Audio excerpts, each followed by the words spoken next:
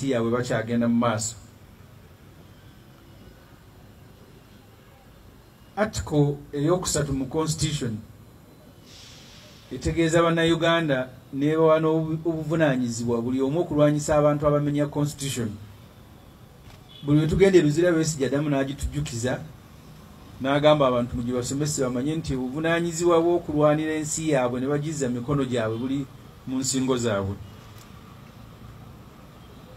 Ensonga eddako ye Mwami Museveni ne baakulembera nabo gavumenti abafuuse criminals bamenyi b'amateeka.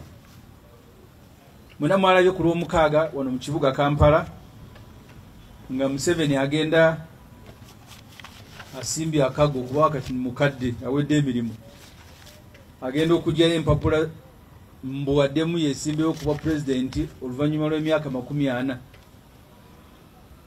ye yaddiridde Moses Ali mwamulaba abo nabona bakandidate ba Buggo bakukwata Buggo Moses Ali ne mmotoka bambi teyavaamu.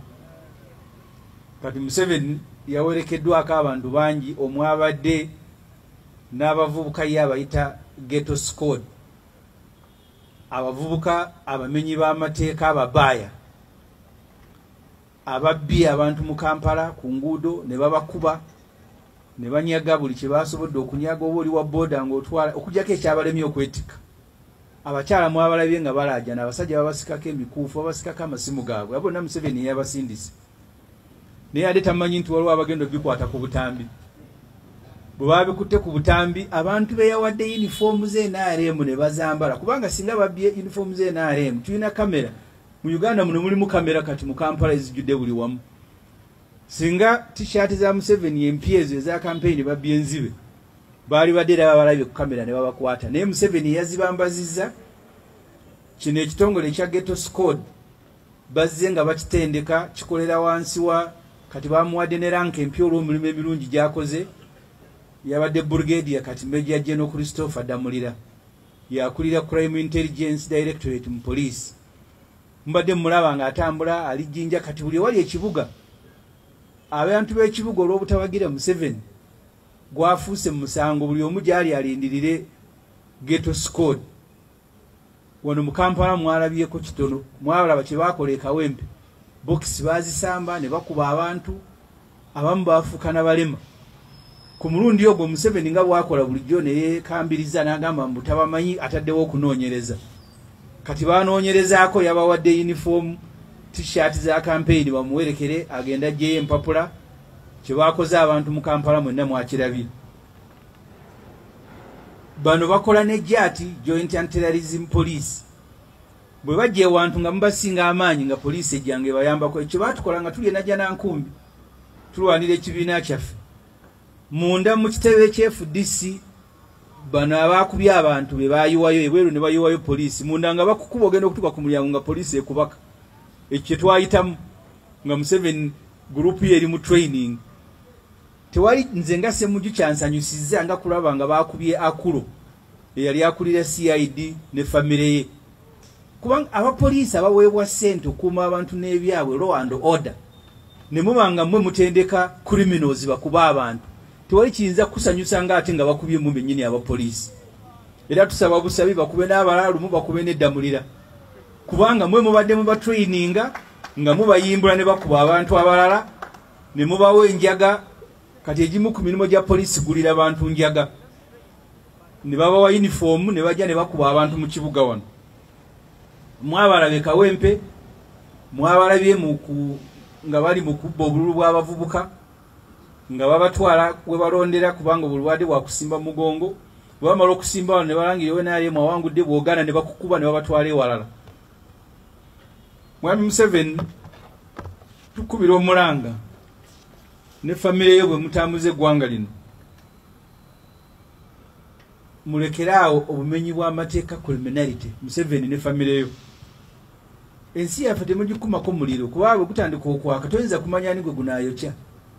Akulo eyali director wa CID yawe tayinza kutegeera nti bano abaana tere bana abakuba naye banaamukubiramu naye baamukubye ne bakuba ne muwala we n'amutwala emulago mujjanja muwala we tumusaasira kubanga yali etaaga okutwala okujjanja yabadde Akulo omwana ye talina buzibu.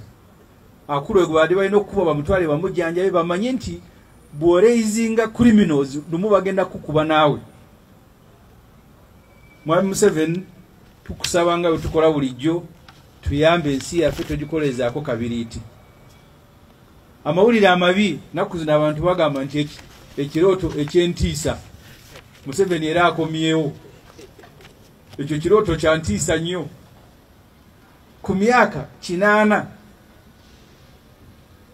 munywanyi wa Museveni Moses Ali mwena mwamulabye nga ajjayo empapula nga n'emmotoka takyasobola kuvaamu kakati ate ayagala kuyingira palamenti oba n'atesezanga mu mmotoka Katonda yamanyi.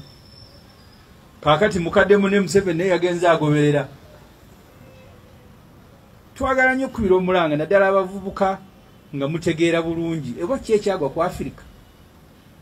Mwalaba mu Algeria abavubuka abato abalina amagezi nga batadde mu wheelchair mu kagaali Abutufulika omulwadde omukadde atakyasobola kutambula nga bamutwala nti yeesimbayo kuba president nga bamutwala balamu batwala atali mulamu yaba yeesimbawo.